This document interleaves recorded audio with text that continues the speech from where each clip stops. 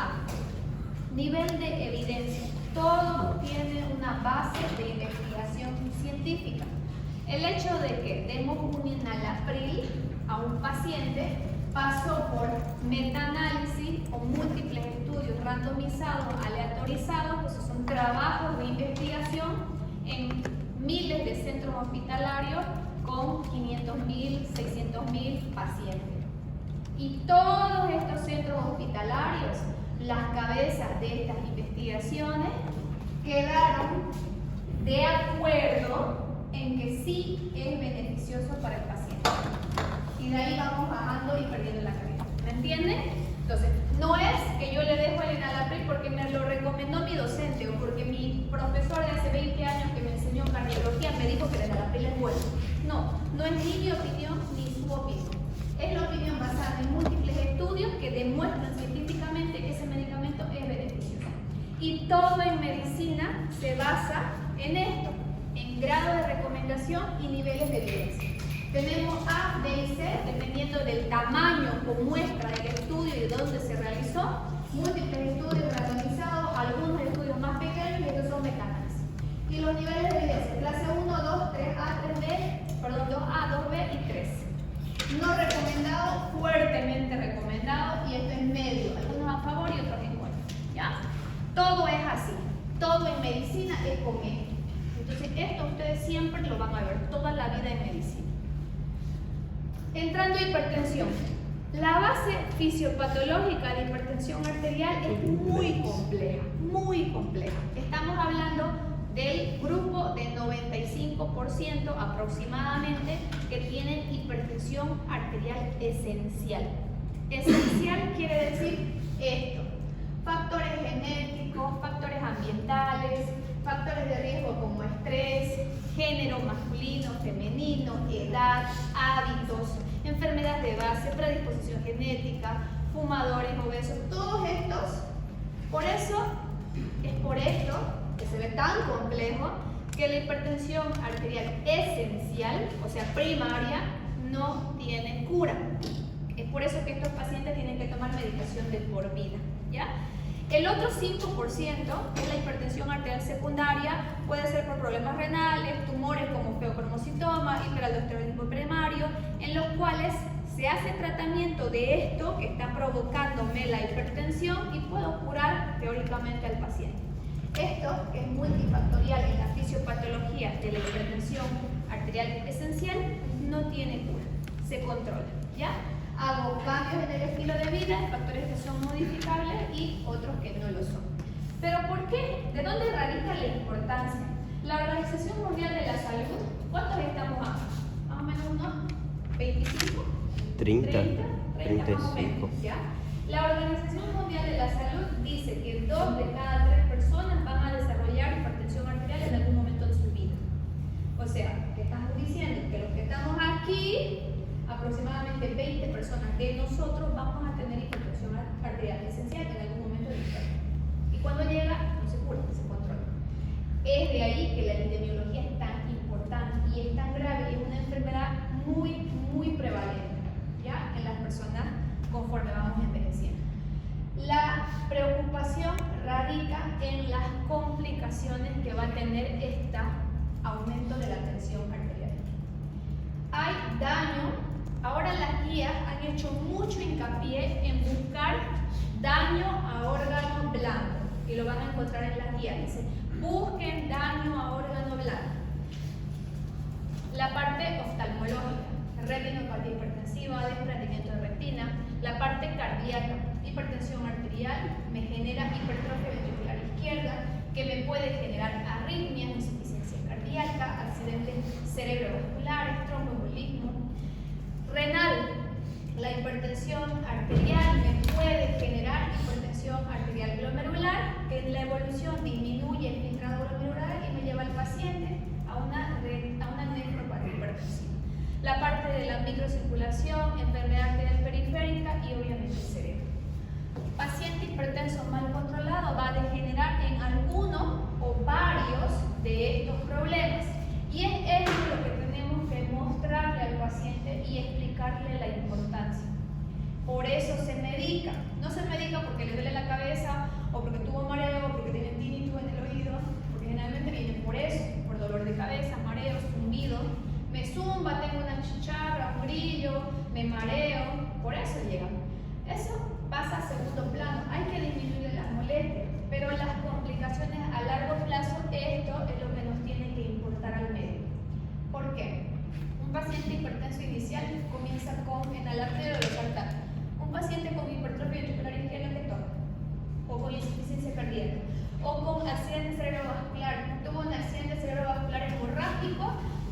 cuerpo paralizado, ya no es autónomo, depende de otra persona.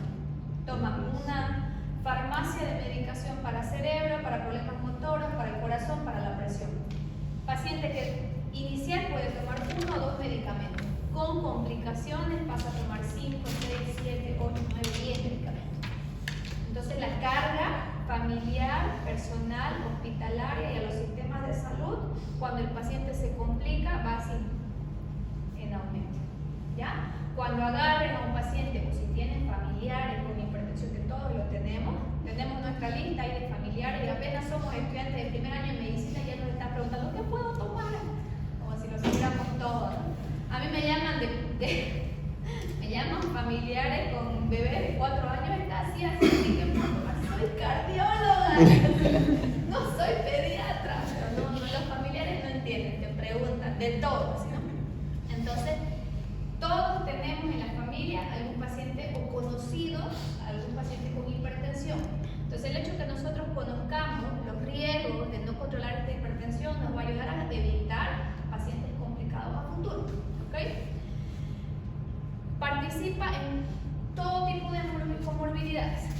Empeora la enfermedad arteriovascular, aterosclerótica cardiovascular, aumenta la mortalidad por eventos cardíacos, los accidentes cerebrovasculares, tanto isquémicos como hemorrágicos. ¿Ya llevaron neuro? No. Todavía no, ¿ya? En los accidentes cerebrovasculares, nosotros podemos tener isquémicos, en una arteria, se obstruye y toda esta zona del cerebro muere. Estos son los isquémicos. ¿Ya? Hemorrágico, tengo una arteria, desgraciadamente esta arteria, no lo sabía yo, pero tenía una aneurisma, la presión se dispara, llega a 180, 200, se rompe el aneurisma, se produce un sangrado y toda esta parte, la sangre sale, no pasa y se produce una isquemia y muerte. ¿Ya? Accidente cerebrovascular isquémico, accidente cerebrovascular hemorrágico. Hipertensión arterial participa en los dos. ¿Por qué? Hemorrágico, lo obvio, ¿no? Sube la presión, se rompe una arteria. Lo de los aneurismas es igual otra cosa que asusta. Igual las estadísticas dicen que 1 de cada 3 personas tiene aneurismas cerebrales y no lo saben. Imagínense cuántos estamos aquí. Hay estadísticas asustan, pero son reales. Isquémico, ¿por qué? Si tengo placa aterosclerótica en carótida o callado aórtico, la presión se dispara, la sangre cizalla la arteria, rompe las placas, la placa se rompe, viaja al cerebro y produce obstrucción en algún vaso isquémico. De ambas maneras, un hipertenso mal controlado puede hacerme accidente cerebrovascular isquémico o hemorrágico. Voy a tomar lista al final, no la lista no es necesaria, porque los quiero ir conociendo más. Diagnóstico de hipertensión arterial. Hay 3 términos que se utilizan para hablar de presión arterial. Uno es la presión arterial en consultorio, se llaman office, de oficina, pero en consultorio. Esta es cuando el paciente llega, pero puede estar, le tomamos la presión, pero puede estar influenciada por hartos factores. Uno es la hipertensión de bata blanca. Todos hemos visto pacientes que llegan a emergencia, llegan al hospital, se asustan y se dispara la presión. Llegan a su casa, su presión normal. Solo hacen hipertensión en el hospital. Después normal. La otra son presión arterial ambulatoria, que son estas dos. Esta es presión arterial automática. Se colocan los equipos de registro anudado al brazo del paciente, se van con un cinturón y eso automáticamente mide la presión durante 24 horas. Cada 15 minutos en el día, cada 30 minutos en la noche. Y la ambulatoria o automedición es la que se hace el paciente, es la que siempre utilizo en el consultorio y algunos ya me vieron que les doy un papel, les pongo fecha, hora, presión. Mídase la presión durante una semana, me anota fecha, hora de presión. Normal, 120/70. Presión normal alta, ya antes se le llamaba prehipertensión, ahora la llaman presión normal alta. Menos de 139, menos de 89. menos de 134, menos de 134 en ambulatorio. ¿Qué quiere decir normal alta? Medio contradictorio, ¿no? Normal o alta. Son estos pacientes que están en el limbo. No tienen presión normal, pero todavía no son hipertensos. No tienen más de 140/90. A estos pacientes ustedes lo agarran y les dicen, si usted no hace cambio en el estilo de vida, va a ser un hipertenso. Estos son los de riesgo. Aún no son hipertensos, pero son los de riesgo. ¿Por qué es importante agarrar a los pacientes aquí? Por lo mismo que ya vimos, ¿no? Todos los daños a órganos. Estas son algunas recomendaciones que van a encontrar en las guías para la medición ambulatoria, para la medición automática y la del consultorio. No les voy a explicar, bueno, estas son las diferencias que pueden haber, porque tenemos que avanzar un poquito más. Como les decía, la esencial, 95% de nuestros hipertensos, primaria, no tiene cura, se controla. Un 5% puede ser secundaria y todas estas son algunas causas tratables. Que teóricamente trato esto y curé la presión. Teóricamente, no es tan fácil, pero se puede intentar. Excepto con los tumores, ¿no? Cuando hay un tumor, se extirpa el tumor y disminuyó la presión. Los feos cromocitomas son tumores liberadores de catecolamina. Entonces se puede tratar quirúrgicamente y teóricamente se cura la hipertensión. Algunos de los fármacos, todo lo que son drogas, cafeína, psicoactivos. Entre los fármacos más de uso más común, los anticonceptivos orales están relacionados a la hipertensión arterial y el uso indiscriminado de AINES. Me duele la rodilla y me tomo 150 de diclofenaco 3 veces al día a veces y durante una semana, obvio que va a subir la presión, ¿no? Entonces, AINES, mucho cuidado con el tema de la hipertensión arterial, ¿ya? Tenemos dos tipos de presión, la presión arterial sistólica y la presión arterial diastólica. Sistólica depende de la distensibilidad de aorta y pulmonar, la volemia, el volumen de sangre y la fuerza de trabajo del corazón. Y la diastólica netamente de la resistencia vascular periférica, ¿ya? Esto es fisiopatología de hipertensión. Para que nosotros tengamos presión arterial, vamos a necesitar gasto cardíaco y resistencia vascular periférica. Gasto cardíaco y resistencia vascular periférica. Gasto cardíaco por resistencia vascular periférica igual presión arterial. ¿Por qué necesitamos conocer esto? Porque aquí vamos a ver dónde actúan cada uno de los medicamentos en hipertensión. Cuando hay precarga y contractibilidad, precarga, volumen de sangre que le llega al corazón, contractibilidad, fuerza de trabajo del corazón, estas dos me dan el débito cardíaco. Ahí también entra la frecuencia cardíaca, a mayor frecuencia cardíaca, mayor débito cardíaco, mayor presión arterial, consumo mucha sal, mucha agua, aumenta la precarga, aumenta el débito cardíaco, aumenta la presión arterial, ¿ya? Por el otro lado, exceso de activación del eje renina-angiotensina-aldosterona, obesidad, resistencia a la insulina, constricción arteriolar, hipertrofia estructural, aumenta resistencia periférica, aumenta presión arterial. Y vamos a ver los fármacos. De primera elección, IECA, me salió mi dislexia. ARA 2, es que puse la A y la C después.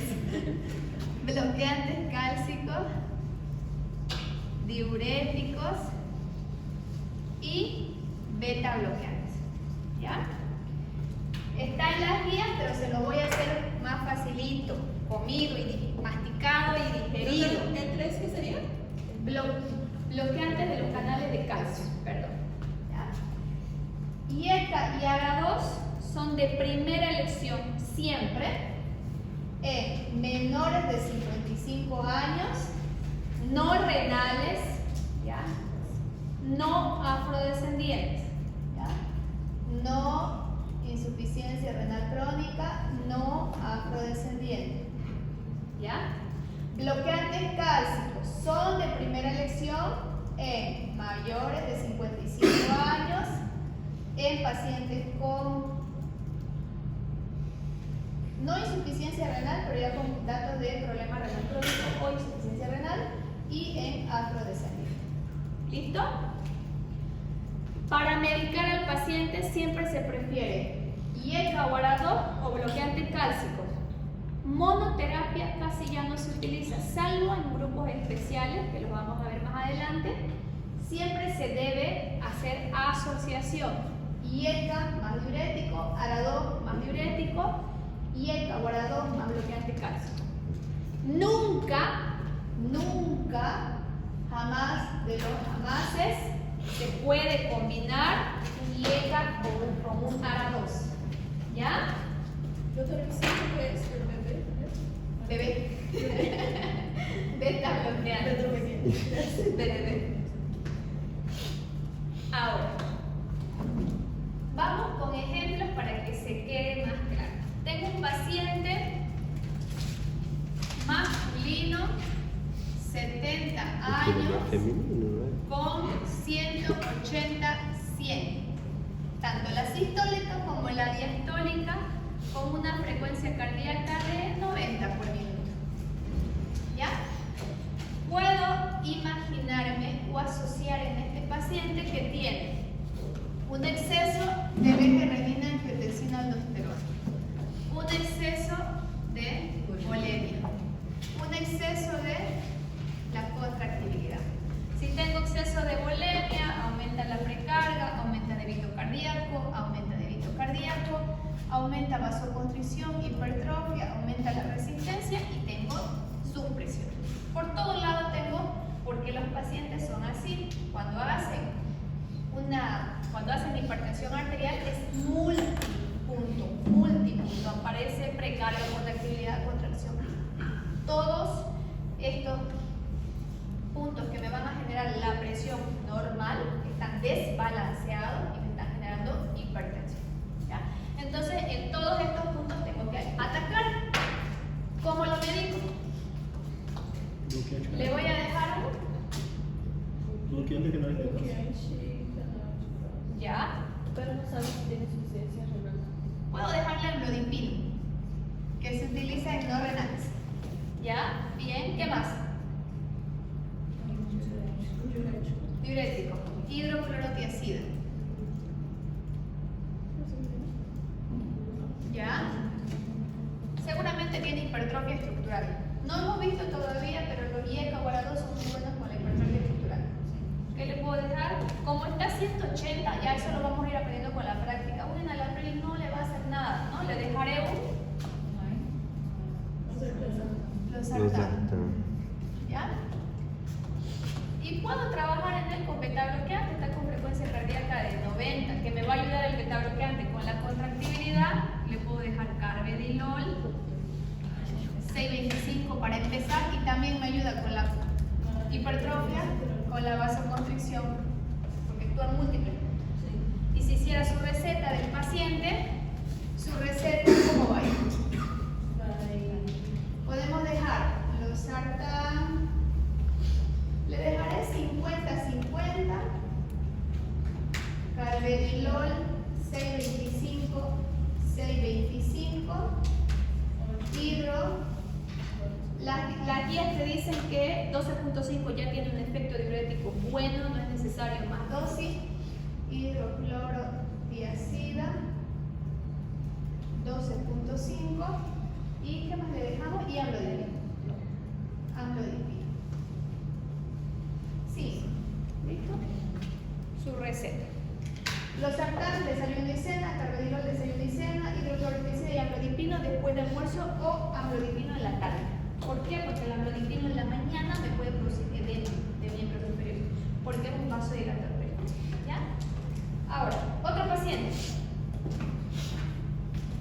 Los beta bloqueantes nunca se dejan de primera elección, nunca, salvo algunos casos muy especiales. Por eso vamos individualizando el tratamiento. ¿Ya? Ahora vamos a poner el ejemplo de una mujer de 42 años que viene con 150/100 y una frecuencia frecuencia cardíaca de 110 y ninguna otra enfermedad de base. Sobrepeso discreto, nada más. El 50% de los pacientes que vienen a consulta. ¿Qué podemos inferir en ella? No tiene ningún problema renal, no tiene datos de insuficiencia cardíaca, electro normal, placa de tórax normal, laboratorio normal. Inalaprio. ¿Cuál? Y ECA guardados. Sí, podría ser, pero 110 de frecuencia. ¿Y ECA guardado, será que me baja la frecuencia? No. No.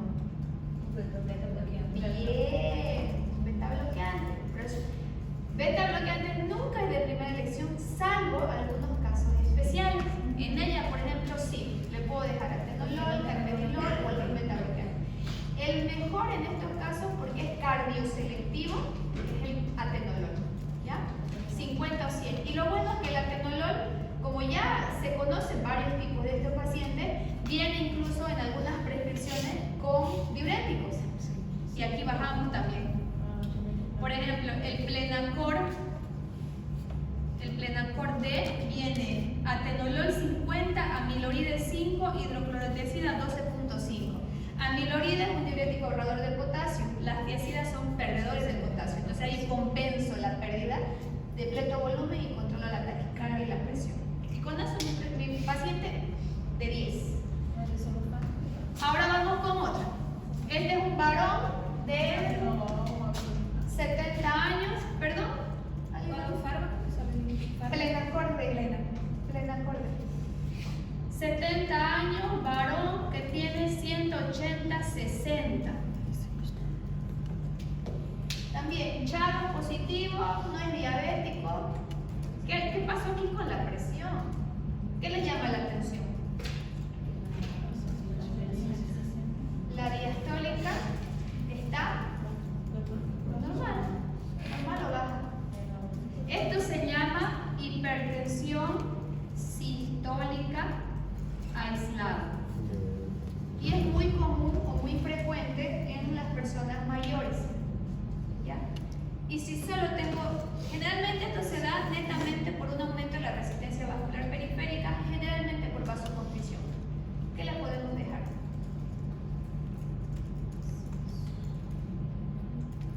Un Beta bloqueante calcio. bloqueante cálcico. No beta bloqueante. Bloqueante de los canales de calcio. Bien, bloqueante de los canales de calcio. Listo. Algunos ejemplos, ¿ya?